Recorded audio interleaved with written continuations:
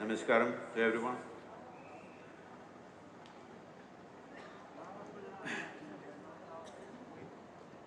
Shankara, an intellectual giant, a genius of linguistics, above all, a spiritual light, pride of India. But we have special pride that he is from the south.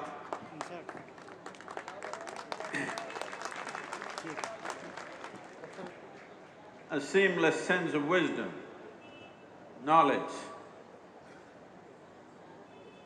and a shining light for humanity. How do you produce such a man? Obviously, if someone has to show that level of wisdom at a very early age, in that brief span of life, he walked the length and breadth of this nation.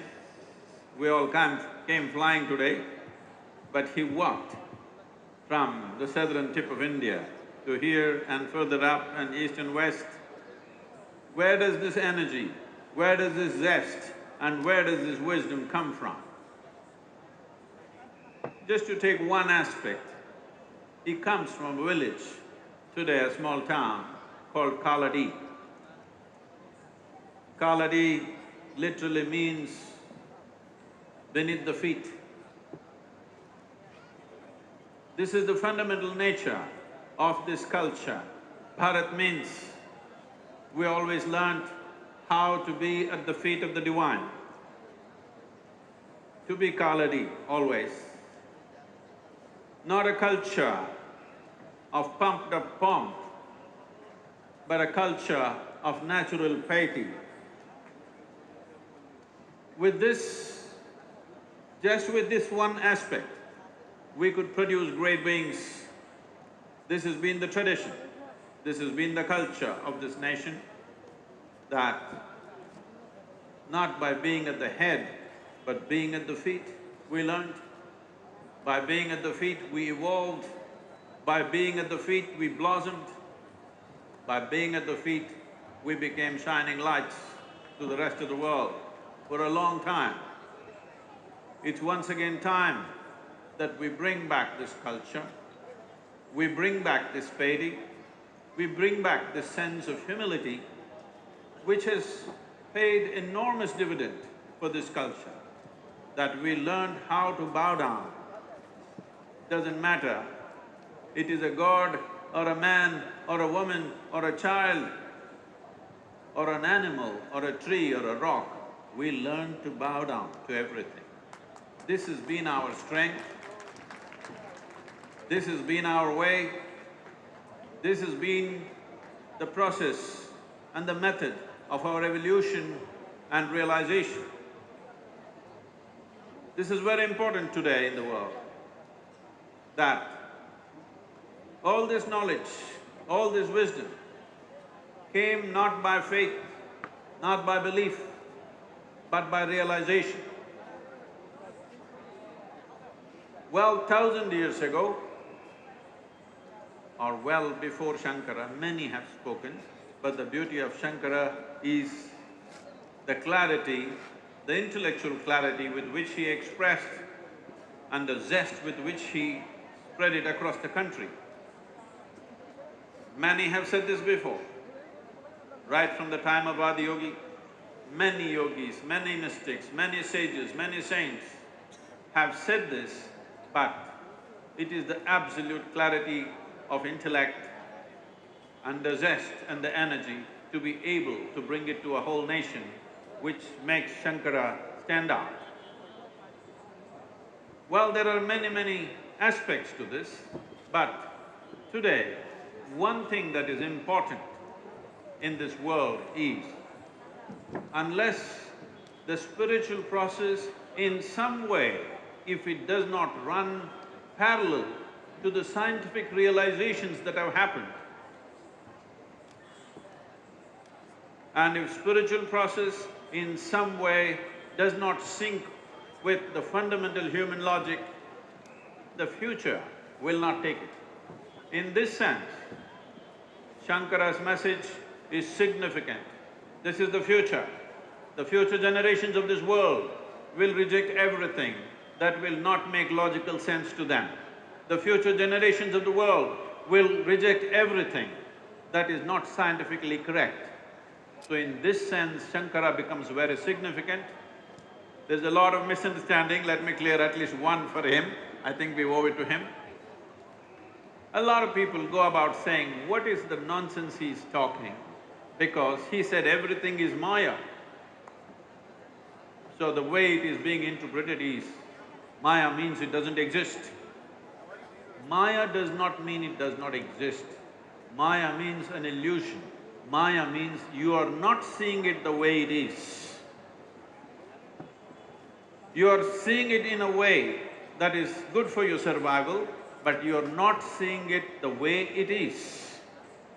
Today modern physics is telling you the entire universe is just a network of the one same energy. When we say Maya, here we are with this body which seems to be solid, but every day, because of the food that you eat, the water that you drink and the air that you breathe, 7% of this body is being exchanged on a daily basis. That means in 2 weeks, your entire body is gone and you have something new in the system. The atomic substance in this body, nearly 100% of it is gone in 1 year's time.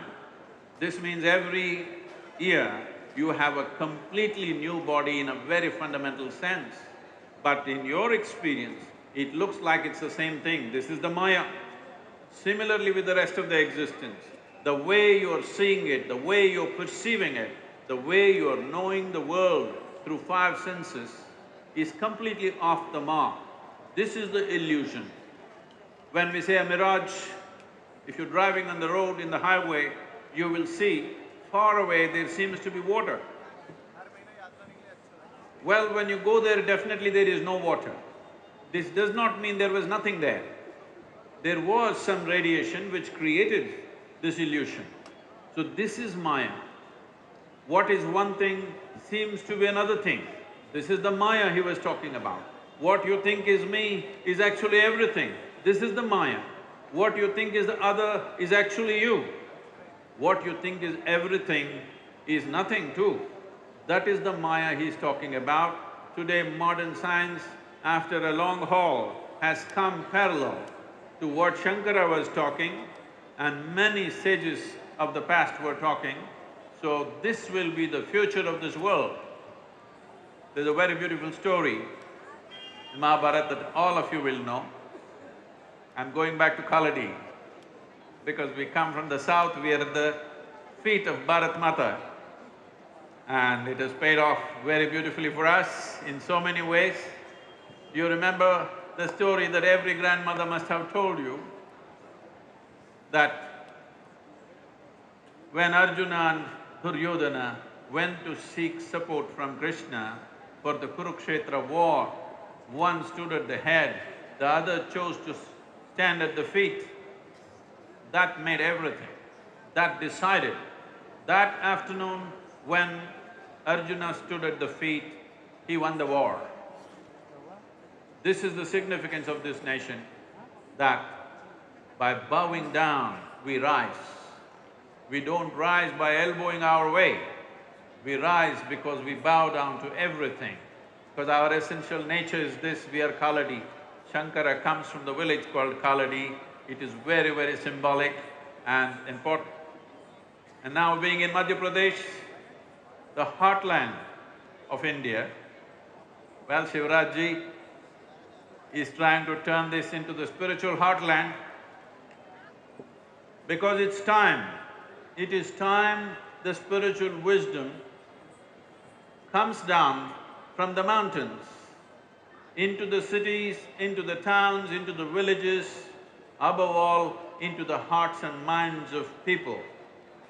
Because this is going to be the greatest treasure, this is going to be the future of this nation, and because of… if we do this one thing, the entire world will seek guidance from this nation. It's very wonderful today that once again they have reignited the spirit of Shankara in this part of the country. I'm sure it'll spread to the rest of the world. Thank you very much.